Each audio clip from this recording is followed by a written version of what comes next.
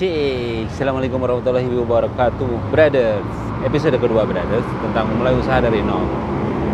Oke, Anda udah nggak sabar pengen memulai, brothers. Oke, kita mulai. Brothers, kalau menurut pengalaman saya sebelum memulai, karena kita harus perhatikan dulu isi dompet kalian, brother. Apa yang perlu dilihat?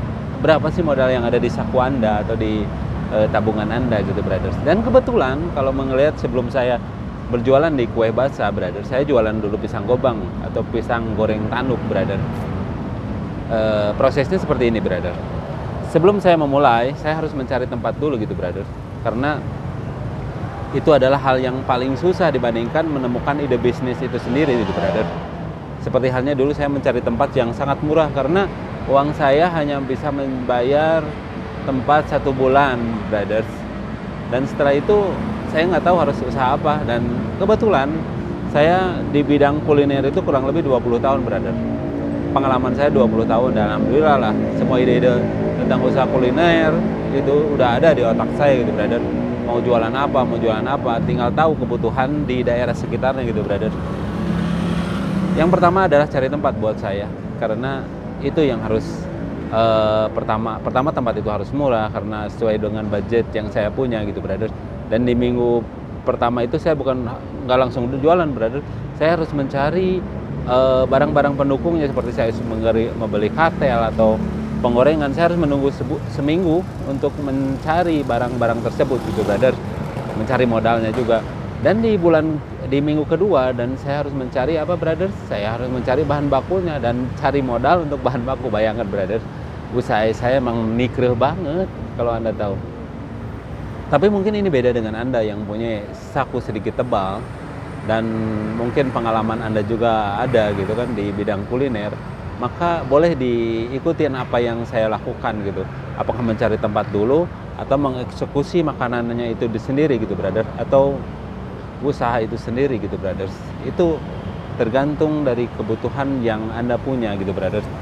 Kekurangan dan kelebihan Anda lebih tahu. Kalau Anda mempunyai modal di atas 15 atau 20 juta, boleh Anda merekam dulu ide bisnis, lalu mengeksekusi, lalu mencari tempat. Is okay. Tenanaon gitu, brother, istilah nama.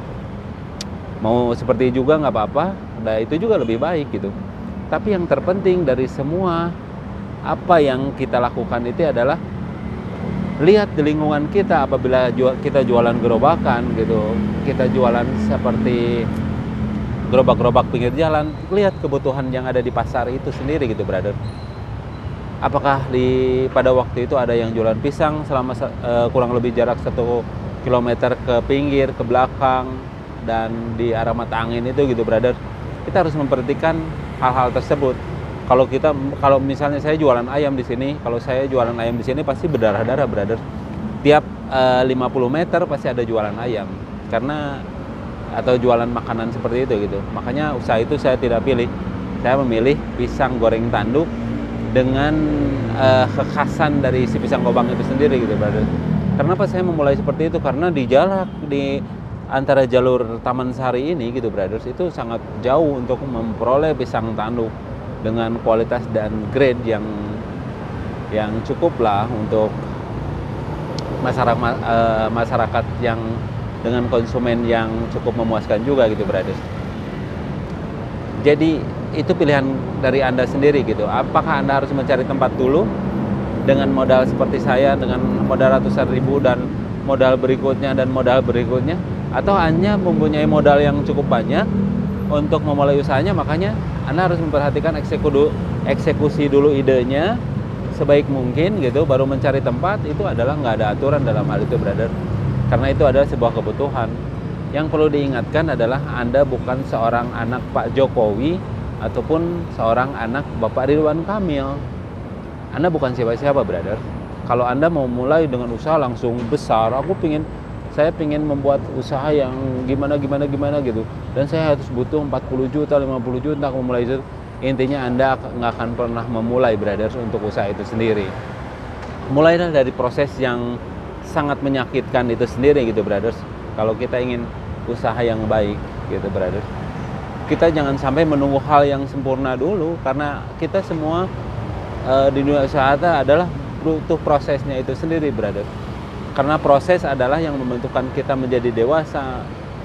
Sebelum kita viral gitu brother, kita akan tahu bahwa kurang lebihnya dari apa yang kita lakukan gitu brothers. Oke?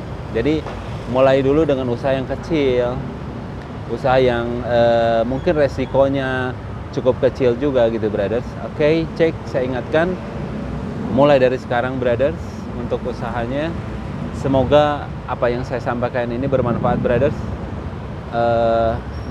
Dan semoga tidak bosan juga melihat muka saya. Oke brothers. Assalamualaikum warahmatullahi wabarakatuh. Bye bye.